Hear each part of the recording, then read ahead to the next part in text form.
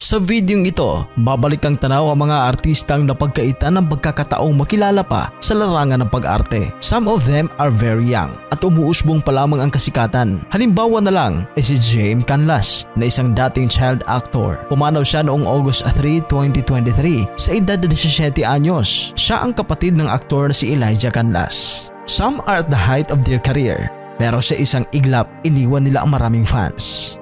Narito ang mga showbiz celebrities na binawian ng buhay bago sila mag-22 years old.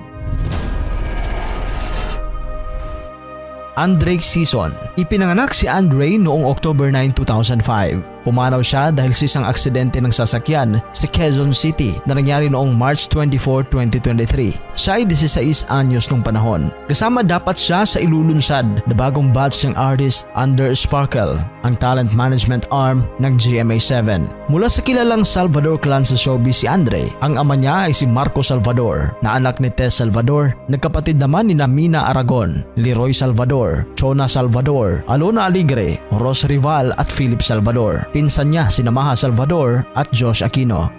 AJ Perez. Aksidente din ng sasakyan ang ikinamatay ni AJ Perez o si Antonilio Joseph Sarte Perez sa tunay na buhay. Nangyari ito noong April 17, 2011. Ipinanganak siya noong February 17, 1993. Pumanaw siya noong April 17, 2011 sa edad na 18 anyos. Siya ay miyembro ng Star Magic Batch 13. Ayon sa ulat, nagtamo ang aktor ng multiple head injuries dahil sa pagsalbok ng isang bus at isang truck sa lulan nilang van habang bumabaybay sa Moncada, Tarlac. Nung panahong iyon ay isa si AJ sa mga ginugroom na leading men sa Kapamilya Network. Noong 2010, nagbida sila ni Jessie Mendiola sa series na Sabel. Baby Sophie. Sa tunay na buhay ay si Niña Sofia Gabriel Curulio na ipinanganak noong 2013. Ang 6-year-old child actress ay namatay dahil sa dengue noong August 18, 2019. Na-confine siya sa isang ospital sa Makati matapos tapusin ang kanyang pagganap sa isang episode ng Maalaala Mo Kaya o MMK. Isa sa mga notable moments niya sa showbiz ay nang lumahok siya noong 2018 sa It's Showtime segment na Mini Me, kung saan nagpakilala siya bilang mini version ni Liza Soberano. Christian Pasno. Unang natunghayan ang talento ni Christian Pasno sa pag-awit sa The Voice Kids Season 2 noong 2015. He was given a 3-chair turn.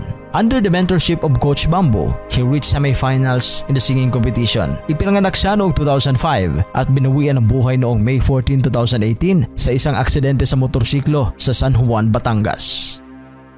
Claudia Zobel. Ilang araw bago ang karawan noong February 27, 1984 at sa kasagsagan ng kanyang kasikatan as a sexy star ay namatay si Claudia Zobel sa isang aksidente sa sasakyan sa Makati City noong February 10. She was 19 years old at the time. Sumikat ang Morena Beauty na tubong Cebu nang ipagbawal ng Board of Censors na ngayon ay MTRCB ang kanyang launching movie na Shame noong 1983. Naging bida rin siya sa mga sexy films na Magdalena sa Buong Magdamag, Uhaw sa Pag-ibig at Sinner of Saint na pawang ipinalabas noong 1984.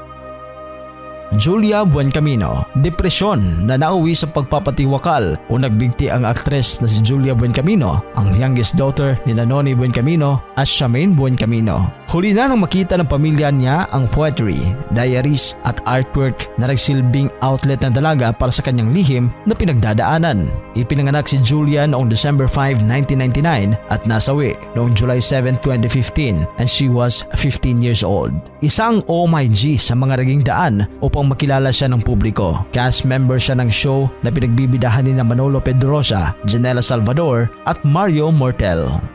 Julie Vega. Ipinanganak si Julie Vega noong May 21, 1968 and was a few days shy of turning 17 nung pumanaw siya. Namatay siya noong May 6, 1985 sa Quezon Institute Hospital. Sikat na sikat ang dalaga noon dahil sa serye niyang Annalisa na umere sa GMA7 mula February 4, 1980 hanggang May 10, 1985. Noong una, hindi malinaw ang naging sanhi ng kamatayan ng aktres. Kaya naman, nagkaroon ng mga haka-hakang baka dahil sa kulam at sapi ang tumupok sa apoy ng kasikatan ng dalaga. Ang naging basihan ng mga Pilipino at the time ay ang huling pelikula ni Julie na Lovingly Yours, Helen, the movie 1984, kung saan siya gumanap ng role bilang isang demon-possessed person. Tila coincidence ang naganap dahil pagkatapos ng shooting para sa pelikulang ito, siya namang biglang pagkakasakit niya. Taliwas sa mga kuro-kuro ng mga tao noon, Namatay siya sa sakit na Guillain-Barré syndrome, isang autoimmune disorder kung saan isa sa pangunahing sintomas ang panghihina ng mga muscles. Consistent ito sa report noon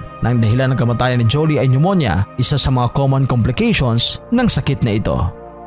Marky Cielo. Marky was born on May 12, 1988. Nakilala siya dahil sa Season 3 ng Starstruck, ang reality program ng GMA7. He emerged as the ultimate survivor during this season. Binawian ang buhay si Marky noong December 7, 2008. Nadatnan siya ng kanyang ina at babaeng kapatid na walang malay sa sahig.